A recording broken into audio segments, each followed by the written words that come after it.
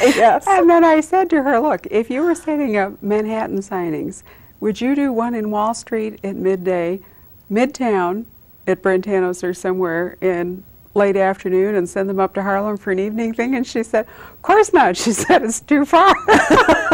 And I thought, isn't that, you know, but you know, it really is a question of naivete, you know, being familiar. Well, I'm glad we didn't lose you, because it was really fun to meet you. Well, I think I probably would have been dead on arrival if I had been late, so it's probably just as well I made it. And what better way to launch your crime writing career than to actually snatch the top award for the book that you wrote? Well, it was pretty alarming because I had no speech, of course, because I think probably the statute of limitations has run out on this story, so I'll tell you this too. When Laura Ann, my editor, called to tell me that I'd been nominated for the Edgar Award, you know, she's off the wall, Dana, you've been nominated for an Edgar Award. And I went, great, what's an Edgar? Oh, why would you know? You know. Well, then there's this long silence. And she says, well, Dana, she said, this is like the Oscars of the mystery field. This is the most prestigious award. And I said, great, does any money come with it? Cut to the chase. Yeah, well, I was broke, and we all have our priorities. And there was another long silence, and then she was annoyed with me. She said, Dana, this is a great honor. I said, why? Okay, I'm honored. And I hung up the phone, and I didn't really think that much more about it until the next week when the phone started to ring off the hook, and I got a new contract offer at substantially better terms. They were going to ship me to New York for the Edgar Awards free. I didn't have to, I got a free trip to New York. Oh, wow, okay, I won. And then, to win it, too, I couldn't conceive that, I just couldn't conceive of it. And so I didn't even write a speech. Kathy warned me. She said, you better write something down. You know, you better write. She said she knew I was going to win right from the beginning. And I told her afterwards it would have been nice if she'd shared that knowledge with me. But I didn't. That seemed to me you did it just fine. Yes, someone else was in that body that night, not me. Well, then you went back home, presumably, Yes. and took up pen or word processor and proceeded. Some of the most interesting things about your series, of course, are the characters and the relationships. But one thing I did want to ask you about was the setting, because you've done this sort of wonderfully imaginative thing with Alaska. Which is? Which is that you have based it partly on what's there, and part of it you've made up. Well, yeah, it's sort of like Garrison Keillor's Mist County in the middle of, Minnesota, where Lake Wobegon is. It's sort of in Alaska. It's not a real place. The park is not a real place. It will always be the Capitol Park P, a generic park. It won't be a real place, because I would have to, if I put it in a real park, I'd have to adhere to someone else's boundaries, and I just wouldn't like that, and neither would Kate. And I've lived in a lot of different places in Alaska, and I've encountered a lot of different people, and I wanted a piece of the coastline for the park so I could include all those great fishing stories I heard while I was growing up on a boat, and I wanted it to extend west enough to include the part of the pipeline so that I could include some of those wonderful pipeline stories I saw while I worked on the pipeline. And I wanted a Canadian border, an international border that villains could escape over. So it just seemed natural to do that, to just sort of, rearrange borders to suit my convenience. Well, it works awfully well, and I'm sure that many people who read your books think they're in an actual park. Oh, yes, almost every public appearance. They want to know, I've been looking this park up on a map, they say. And I say, don't look it up on a map. It's not on a map, I'm sorry. I get taken to task for it by Alaskans from time to time, and my response is, it's my book. You can do what you yes. want. Well, so here you are with this wonderful place that has the various things. Have you added to it as you've gone along? Was your vision so broad you encompassed everything you would ever need with your first book? Surely not. I could do anything that I wanted, because I didn't, number one, it was sort of just an exercise to keep my writing hand in while I was between science fiction books.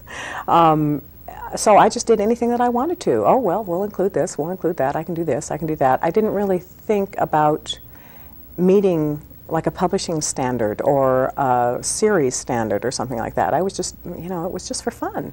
It was just for fun. Well, here you have Kate, who is based on someone that, or loosely at least based on someone you know.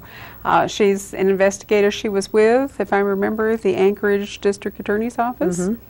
And eventually, I can't remember where, was it from the beginning or somewhere in the series, she cuts loose and decides to become private? Well, from the beginning, she had a traumatic experience, was almost killed with a man she found caught in the act of molesting a child, and she was almost killed. And I had talked to an attorney who prosecuted sex crimes in Anchorage, and he has since given up the practice of that, a practice of that kind. He's gone into domestic law, which involves divorce, and he said it's much less bloodletting in divorce. Less stressful? Oh, Yes. I shouldn't be.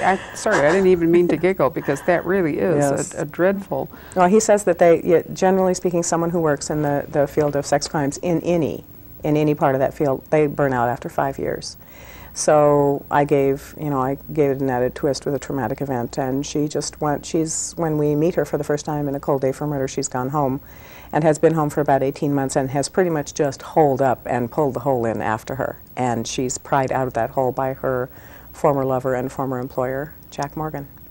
Who becomes a continuing character Yes. in the novel. Mm-hmm.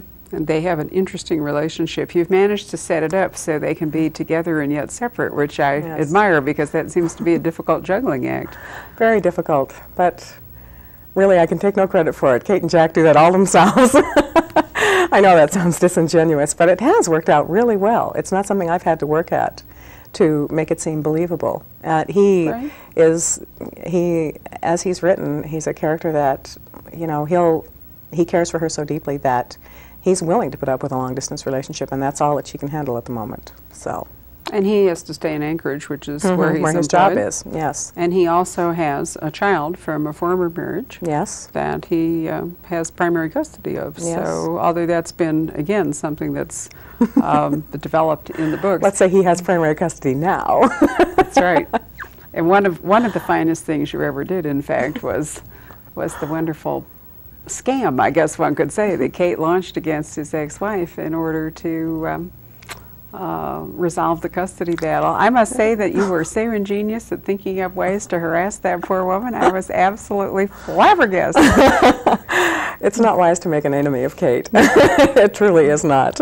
There's a great deal of wish fulfillment that goes into writing a book, and maybe I just have a generally nasty bend of mind, because it wasn't difficult to think up really, really nasty things that I would like to do to someone I didn't like, and Kate got to do them all. Well, they were hateful but not harmful. I think one of the things I liked about it was that you just drove her crazy, but you didn't actually inflict, serious bodily harm on her or anything that she couldn't recover from, which I think, certainly would have knocked the humor out of it and made Kate and Jack kind of nasty. But as it was, I mean, that was actually a caper, like a caper within a book that is more easily seen in Breakup. But I thought some of the things, it's almost like a how-to-do manual for a really. God. I know, I thought about that. I mean, if you really wanted to make life tough for somebody that you didn't like, Jane was fairly careless, though. She was fairly careless with information pertinent to, her financial situation. Good point. She made it pretty easy for Kate to, I mean, she didn't even lock her back door, which, let's just say right up front, a lot of people don't, and probably should. True. And the fact that Kate is actually on her own and not a formal law enforcement person made it possible for her to bend things a bit and do some B&E and things that she really couldn't do, or she were going to jeopardize, a real job at the cop shop. And she's an advocate. And when she finds someone to champion, she really doesn't let anything get in her way. And she was advocating Johnny at that point, Jack's the child's welfare, right? Yes. Yeah, that came first before anyone and before any consideration of legal duty that she might. Yeah, another really nice feature of the series too is that sense of family loyalty, and is it correct to say tribal loyalty? Yes. Okay. That Kate's grandmother, who is a truly redoubtable woman, has instilled in her, and of course one can't help but feel that as life goes on, Kate's going to wind up replacing Emma as kicking and screaming all the way. Well, true, very true. But nonetheless, as the sort of matriarch, it seems almost inevitable that this role.